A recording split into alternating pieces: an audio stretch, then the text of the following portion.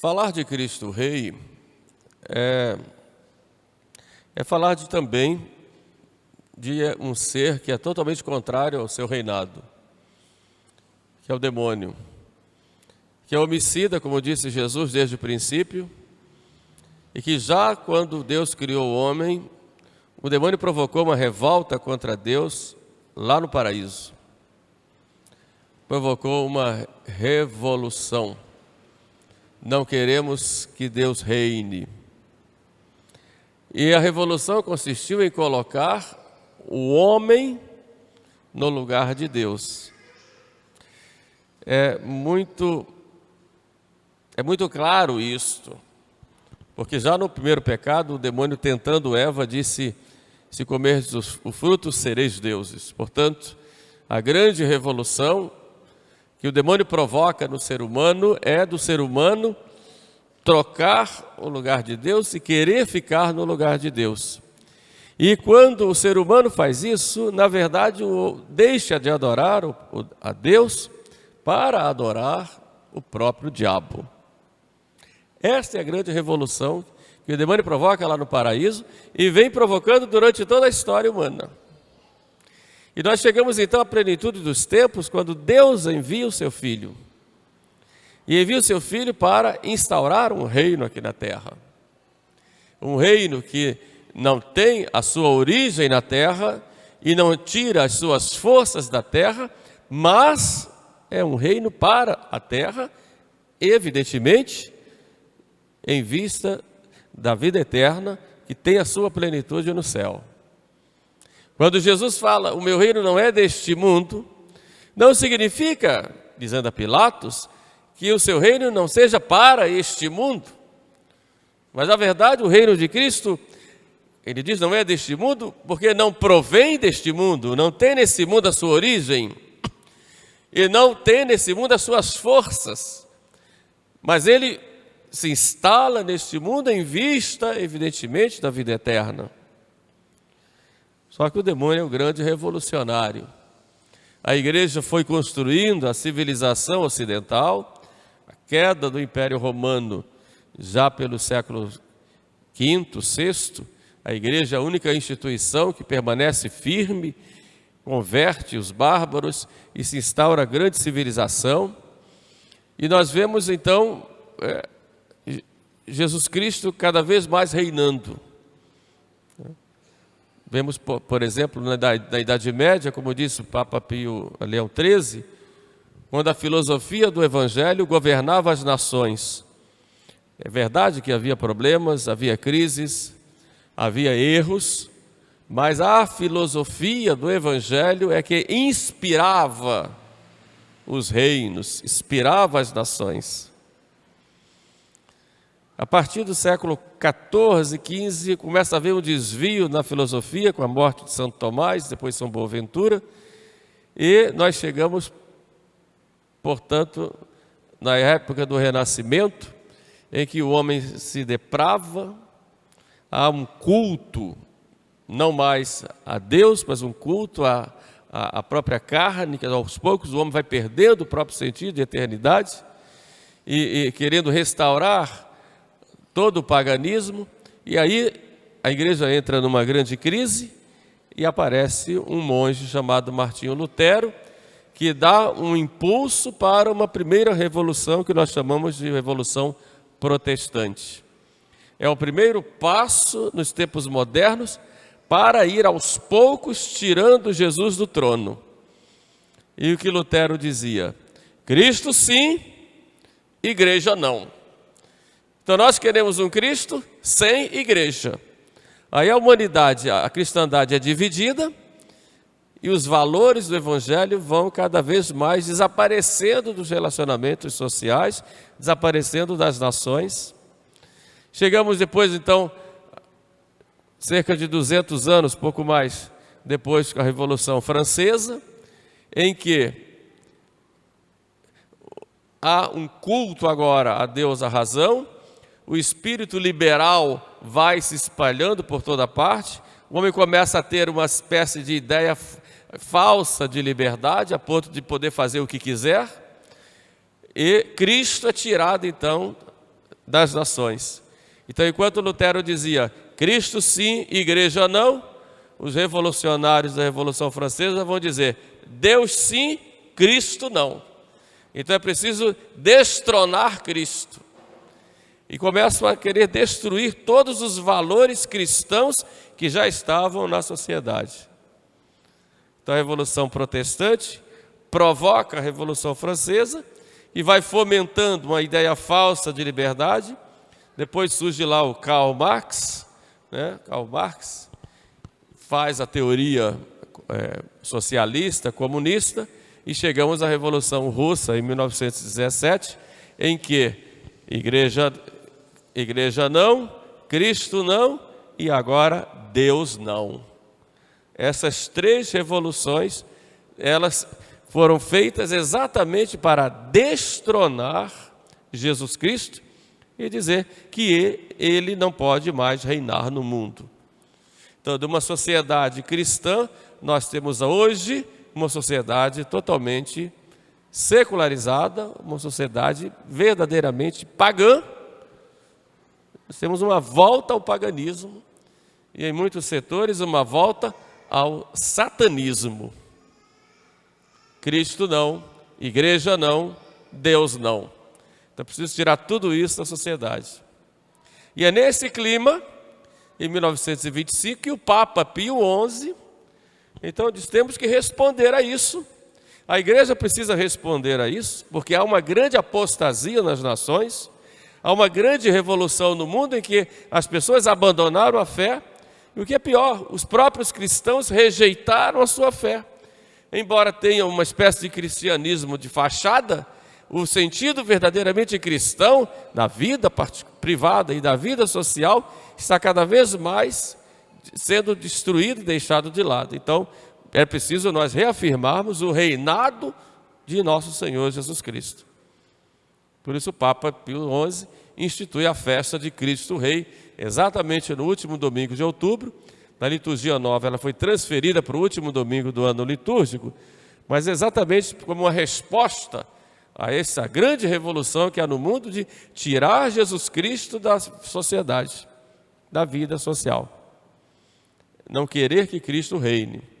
E o que é pior, isso atingindo até setores dentro da igreja, que há muitos católicos que são liberais, que acham que podem ter duas vidas, uma vida social e uma vida religiosa, como se fossem duas coisas distintas. Uma vida na igreja e uma vida na sociedade, como se fossem duas coisas diferentes. São os católicos liberais. Aqueles que dizem que professam a fé católica, até do ponto de vista intelectual, eu sou católico, creio nas verdades da fé, porém, na minha vida social, eu sou liberal, eu aceito tudo. Eu aceito que eu tenho liberdade de fazer o que eu quiser e as pessoas têm liberdade de fazer o que quiserem, até liberdade de errar, liberdade de ofender a Deus, liberdade de pisar em Jesus Cristo. Quer dizer, é o catolicismo liberal que se espalhou em toda parte, inclusive dentro da igreja. Vale tudo, todas as religiões são boas, todos os caminhos levam a Deus, posso fazer o que eu quiser, Deus é muito bonzinho, muito misericordioso, salvação já veio para todos. É a grande revolução que o demônio provocou na história do mundo e que dentro da igreja também provoca, colocando o liberalismo dentro de todos os setores eclesiásticos. Mais do que nunca nós precisamos reafirmar que quem reina no mundo é Jesus Cristo. E quem reina na igreja é Jesus Cristo. E que é único. Não há outro rei. Vamos ao comentário, por exemplo, que fazia o Papa São Gregório Magno, que morreu no ano 600 e alguma coisa, 606, se não me falha a memória, foi no início do século VII. Ele dizia, fazendo um comentário a respeito da adoração dos magos, que ofereceram a Jesus 3 presentes, né? Ouro, incenso e mirra. O incenso porque Jesus é Deus, a mirra porque ele é homem, e o ouro porque é rei. E ele já se queixava naquela época que havia pessoas que reconheciam Jesus como Deus e como homem, mas não o reconhecia como rei. Ele dizia, claro, lá no sermão fala, claro, são hereges que não querem que Jesus Cristo seja rei. Aceita que ele é Deus e homem, mas não aceita que ele é rei. Mas Jesus Cristo é rei. É um rei anunciado no Antigo Testamento.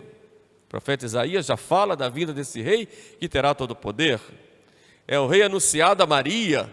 Darás à luz um filho, reinará eternamente na casa de Jacó, eternamente. O seu reino não terá fim. É o rei que começa a pregar o evangelho e dizendo que para entrar nesse reino é preciso ter fé, é preciso se converter, é preciso fazer penitência. Fazei penitência, porque se aproxima de vós o reino de Deus. É o rei que nos mostra como é esse reino, que é como uma rede lançada ao mar, que tem peixes bons e peixes ruins, como um campo onde semeou a boa semente, mas também vem o diabo e semeia a má semente, tem sementes boas e ruins. É um reino como uma cidade situada sobre o monte, todo mundo vê e enxerga. É um reino onde se semeia a palavra de Deus. É um reino onde há também revoltas, quando alguns não querem que ele, o Senhor, reine, então matam os seus servos, matam os operários. É um reino de justiça, em que cada um tem aquilo que lhe é devido, como ele mostra na parábola dos operários da vinha. E as parábolas do reino vão mostrando exatamente as características desse reino que Cristo veio trazer. É um reino de caridade, como vemos na parábola do bom samaritano. É um reino do perdão, na parábola do servo que não queria perdoar. E aí vemos, nosso Senhor vai mostrando o seu reino. Mas qual é a natureza do reino de Cristo? O reino de Cristo, Jesus é legislador, ele é rei que legisla. Aquele que me ama guarda os meus mandamentos. Então tem mandamentos. No Sermão da Montanha ele é muito claro. Diziam os antigos, não matarás. Eu, porém, vos digo, aquele que chamar o seu irmão raca, tolo, será réu. Portanto, ele legisla, mostra leis. Diziam os antigos, não cometerás adultério. Eu, porém, vos digo, quem olhar para uma mulher desejando-a, já cometeu adultério no seu coração. Então, um rei que faz leis. Se observardes os meus preceitos, ele tem preceitos. É um rei que julga. O Pai deu ao Filho o poder de julgar. Não só no último dia, mas já julga. É um rei que executa, que inspira. Aquele que me ama guarda a minha palavra. E São Paulo vai falar desse rei. Tende entre vós os mesmos sentimentos que Jesus. Então ele é um rei que tem o tríplice poder: legislativo, executivo e judiciário. Mas qual é realmente a natureza do reino de Cristo? Em primeiro lugar, é um reino espiritual.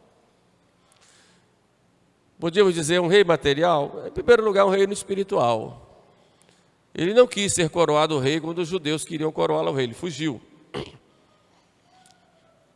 Aliás, os judeus esperavam um Messias que viesse trazer um reino militar, expulsasse os romanos e desse o grande poderio aos judeus, se eles se espalharem pelo mundo inteiro, governando o mundo inteiro. E quando viram Jesus, não é esse rei que queremos, não queremos que ele reine sobre nós, não é? Mas Cristo não quis ser coroado rei ainda. Por isso ele disse para Pilatos: o meu reino agora não é daqui. Agora. porque ali era o momento da crucificação, do julgamento e crucificação.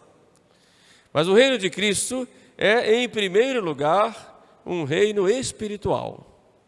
Um reino que vai acontecer dentro de cada um de nós. Eu vejo muita gente hoje, muitos católicos bem-intencionados, falando do reino social de Cristo. Temos que trabalhar pelo reino social de Cristo. Perfeito, concordo, isso mesmo, temos que trabalhar. Mas qualquer trabalho que nós façamos pelo reino de Cristo na sociedade tem que partir do reino de Cristo dentro de cada um de nós. Então é preciso que ele reine aqui dentro.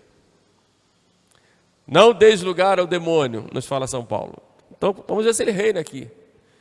Como é o cumprimento dos mandamentos dele aqui? Que lugar nós damos a Jesus na nossa vida, nos nossos projetos, nas nossas atitudes? Isso é importante. Ele é nosso rei. Não apenas para eu carregar uma medalhinha no pescoço, mas ele tem que fazer parte da nossa vida, do nosso jeito de ser, dos nossos costumes, dos nossos planos, no nosso relacionamento. Senão são palavras ocas, muito bonitas, mas que na prática não tem nada.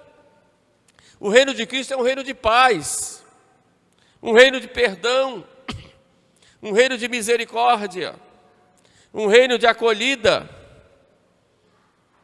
um reino de pureza, um reino de santidade. Então nós que pregamos o reino de Cristo temos que viver isto, ou pelo menos procurar viver isto. Senão serão palavras jogadas ao vento e não adiantou nada. E começamos isso dentro de nós.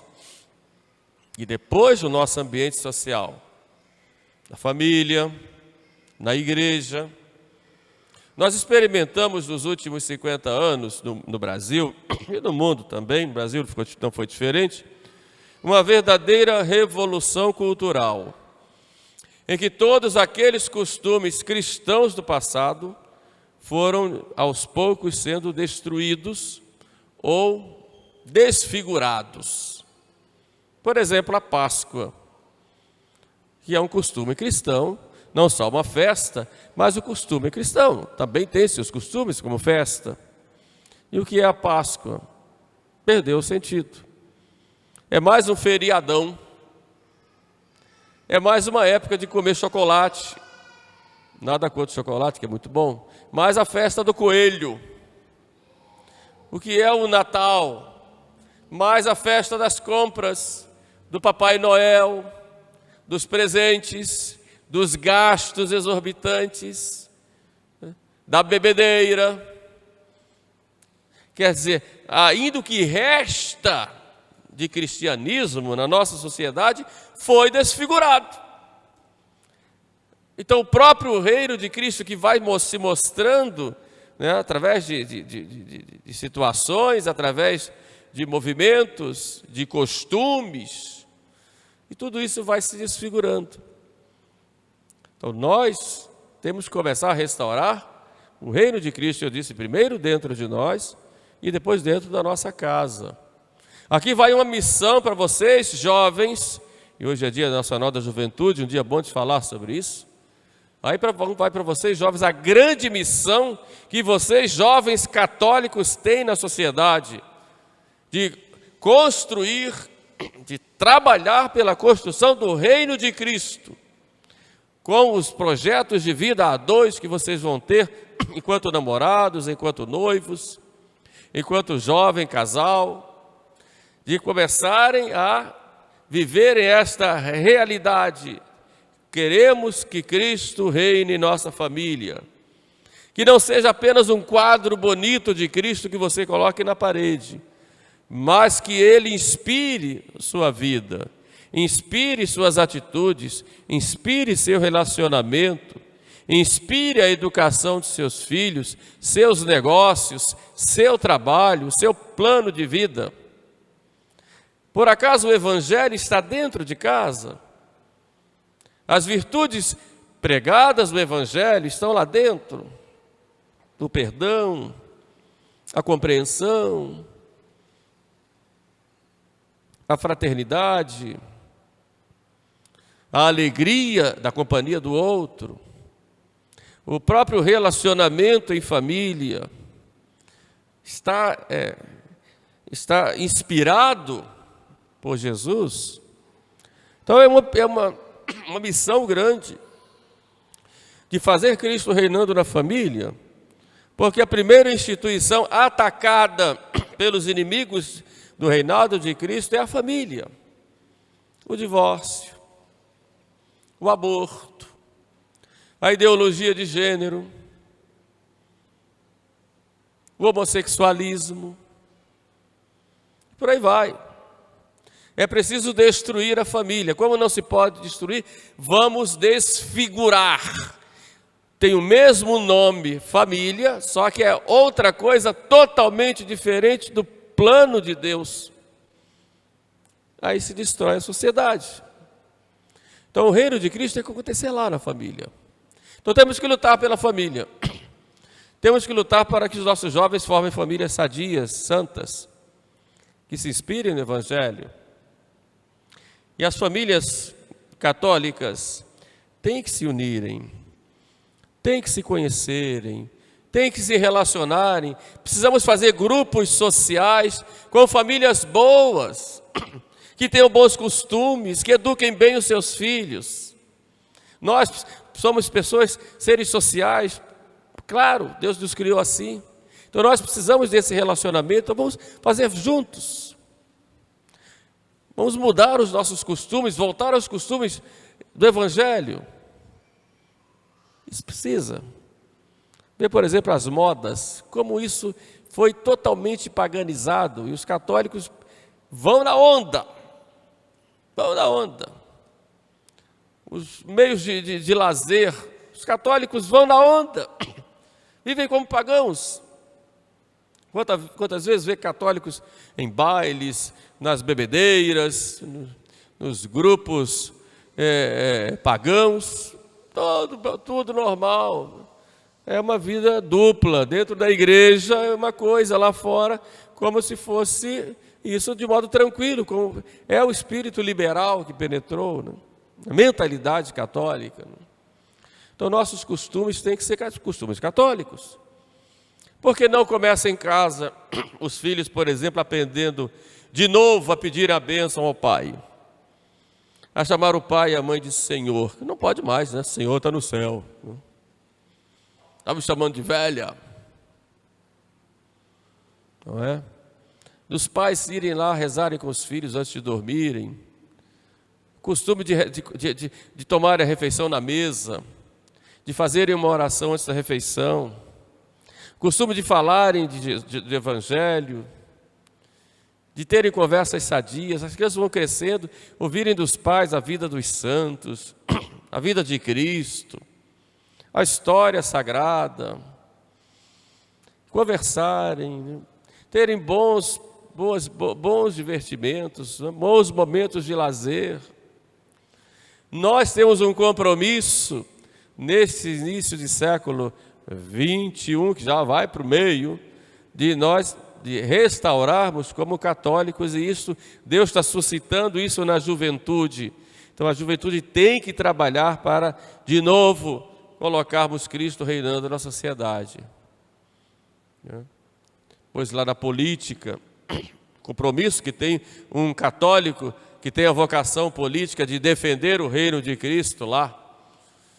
Estava vendo essa semana um documento que saiu da Santa Sé em 2003, da Congregação pela Doutrina da Fé, um documento aprovado pelo Papa João Paulo II, São João Paulo II, documento Considerações sobre o reconhecimento de uniões homossexuais, inclusive civis, em que há uma condenação clara disso, e que o católico não pode colaborar nisso. E lá no finalzinho diz: isso é condenado pela igreja de modo definitivo, e o político que for votar e votar a favor disso comete um pecado mortal, uma falta que ele diz de gravíssima, porque a igreja não aprova, porque a igreja é pela família, e esse tipo de de união é contra não só a natureza humana, mas contra a natureza da própria família. E não se pode ter de maneira alguma. Está lá, isso é definitivo. É Cristo lá na sociedade, lá na vida pública que tem que ser defendido. Então quem tem essa missão lá deve defender. E a igreja mostra claro isso, que o exercício do reinado social de Cristo tem que ser de acordo com a doutrina social da igreja. E é muito importante ter bem claro que Cristo é rei e a base da nossa fé católica, né, está nesse reinado de Cristo. E não é contra o Estado. Não é contra o Estado. Dar a César o que é de César, mas dar a Deus o que é de Deus. Cristo deixa bem claro. Porque Cristo é rei, mas é como que se ele delegasse para os homens o governo das coisas temporais. Só que nesse governo das coisas temporais, que está a cargo de vocês, que são leigos, que têm a missão de submeter todas as atividades de vocês no dia a dia a Jesus, que são atividades temporais, passageiras, seja profissionalmente, seja do ponto de vista intelectual, social, não importa. Cristo como que delega para vocês isso. Então o próprio Estado, para cuidar do bem comum, mas tudo isso tem que estar sujeito ao Evangelho, sujeito à lei de Cristo. E não só para católicos. Cristo é rei da humanidade inteira. E ele é rei porque ele é o Filho de Deus, feito homem. É rei porque ele nos conquistou com o seu sangue, nos resgatou. Então ele é rei de todo o universo. Todo mundo deve se submeter a ele. É claro que vou dizer para o muçulmano que Cristo é rei dele, ele vai me passar a espada, mas eu tenho que dizer, é rei. Não é só um profeta. Ele é rei de todos os homens. É claro que nós, por isso que Cristo disse, vocês vão conquistar para o meu reino. Os apóstolos foram, e foram conquistar. A obra da evangelização, o que é? É a conquista de almas para o reino de Cristo, que hoje está engessada, porque não se pode mais falar disso. É engessada. A obra da evangelização está engessada. Engessada por uma falsa ideia de diálogo interreligioso, que tem que haver, segundo certos critérios, uma falsa ideia de ecumenismo, e tem que haver também dentro do critério eclesial, mas uma falsa ideia levou muita gente a não mais pregar o Evangelho, a achar que todas as religiões são boas, que Cristo é apenas mais um. Não. Então o reinado de Cristo, a conquista desse reino está nas nossas mãos.